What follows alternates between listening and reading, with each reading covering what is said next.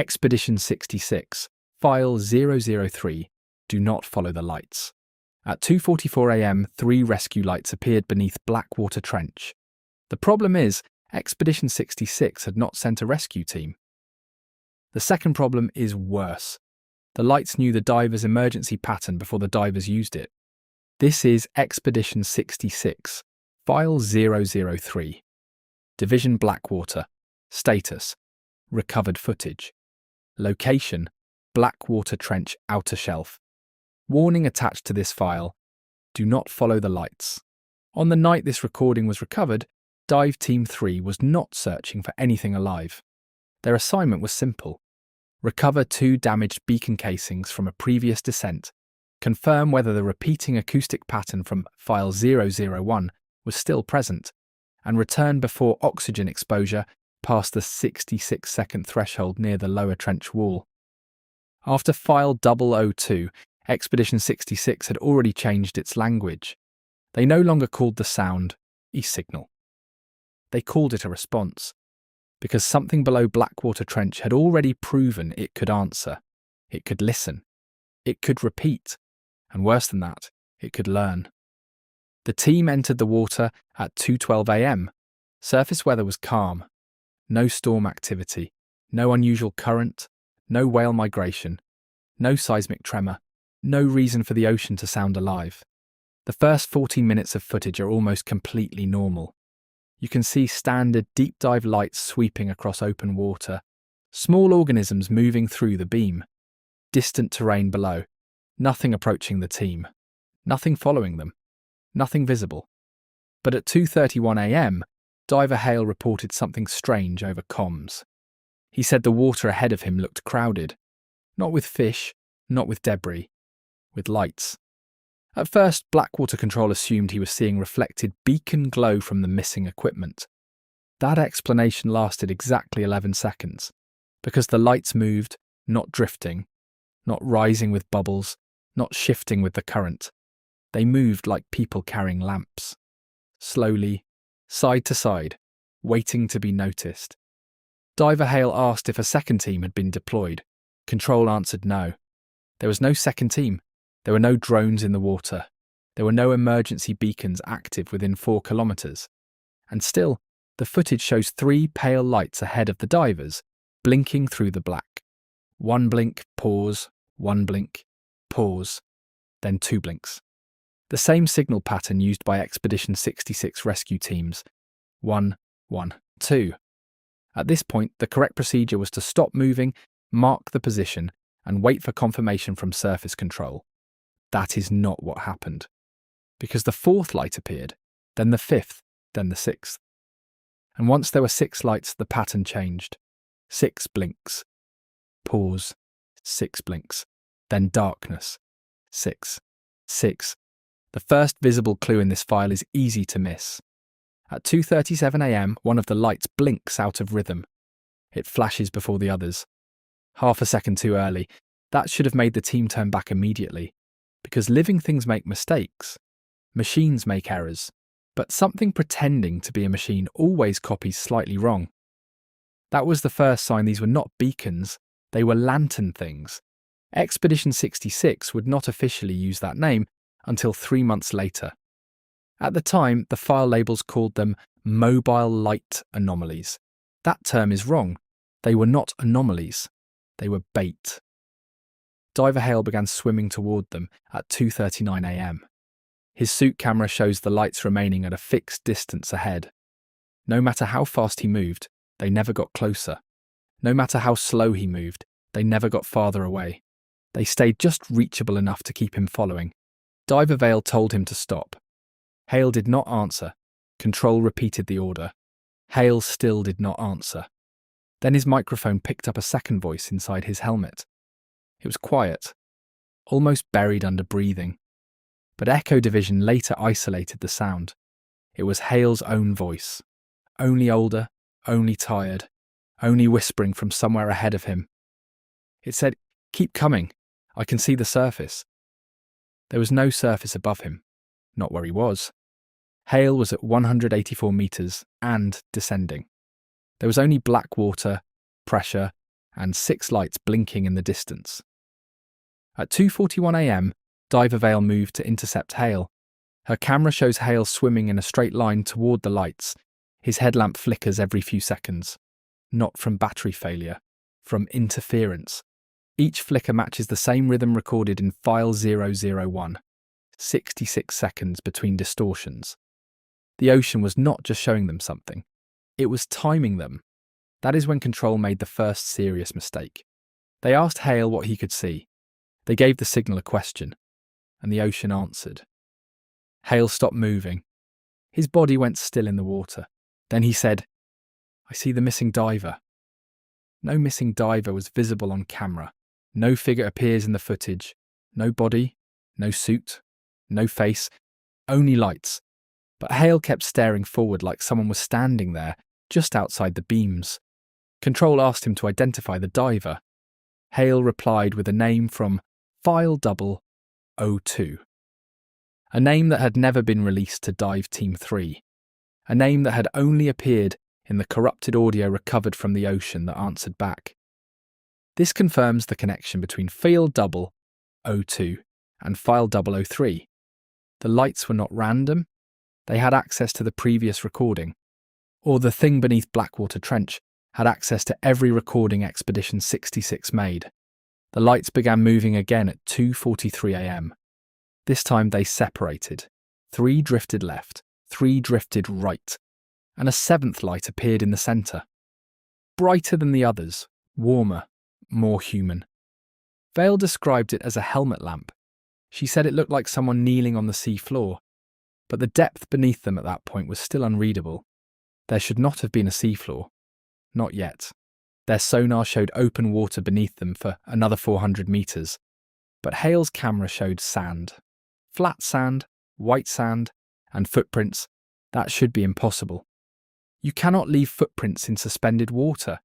You cannot kneel on a seafloor that sonar says is not there. You cannot see a rescue lamp from a diver who was declared dead before your team ever launched. But the footage shows Hale descending toward it. 1 metre, 2 metres, 5 metres.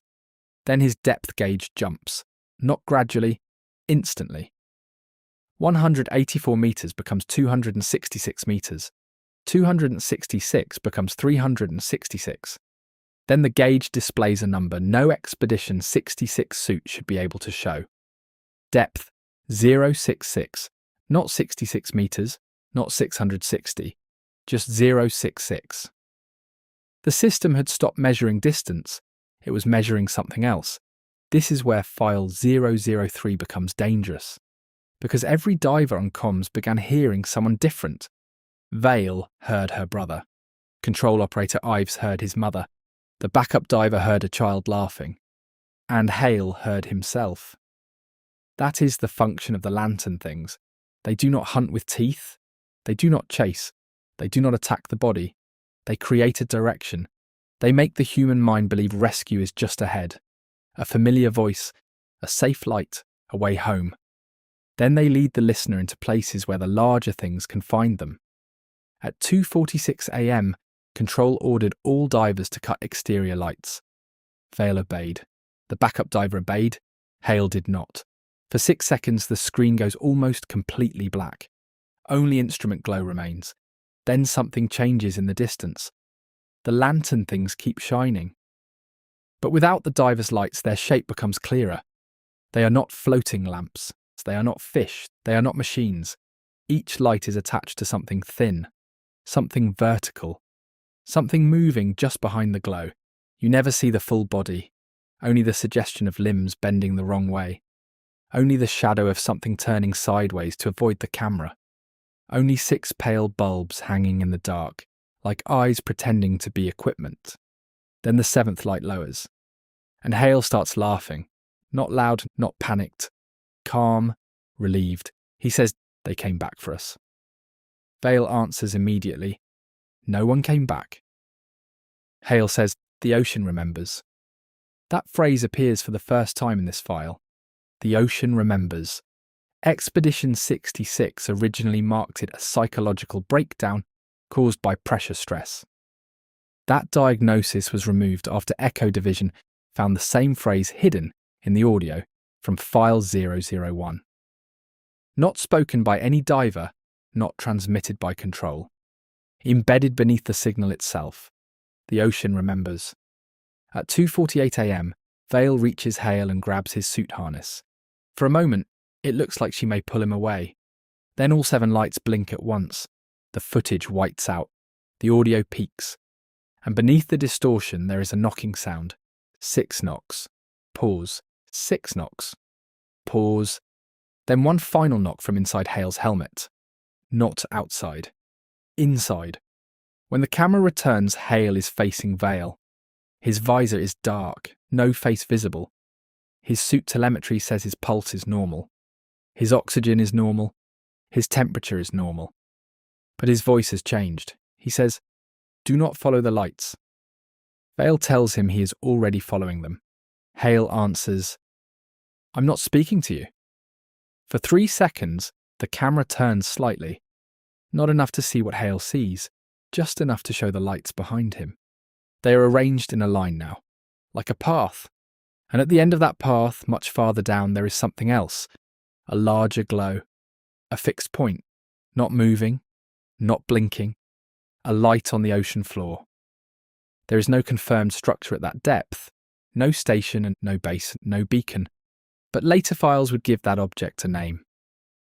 The lighthouse below. This is the earliest known visual reference to it. At 2:49 a.m, all comms fail, except Hale's microphone. For the next 66 seconds, he breathes normally. No speech, no movement, no panic. Just breathing. Then a child's voice enters the channel. This voice does not belong to any member of Dive Team 3. It does not belong to Control.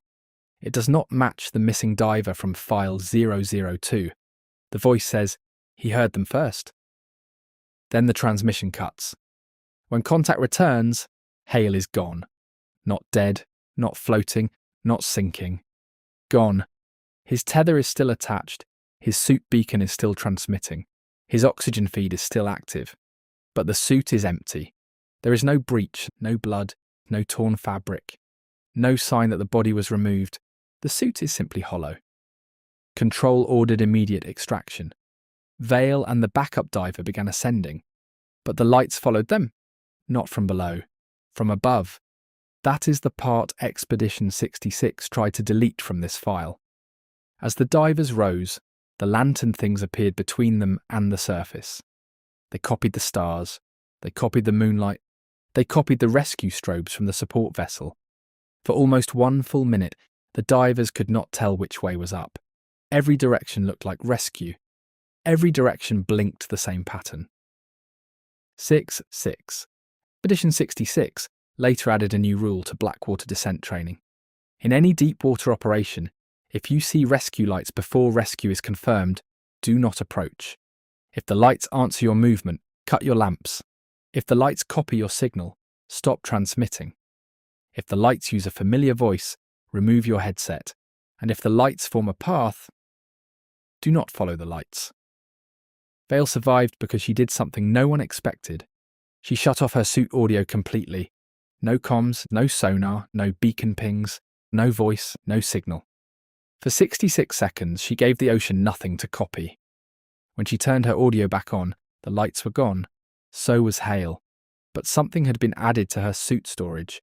A file that was not there before the dive. A short audio recording, 6 seconds long. The file name was already labelled File 004. The diver who walked. No one in Expedition 66 had created that file yet. No one had named it. No one had written the report. But the ocean had. And in the final frame of File 003, just before Vale reaches the surface, the camera catches one last shape on the seafloor below. A white diving suit, standing upright, walking slowly through the dark, not swimming, not floating. Walking, signal integrity lost. End of file 003.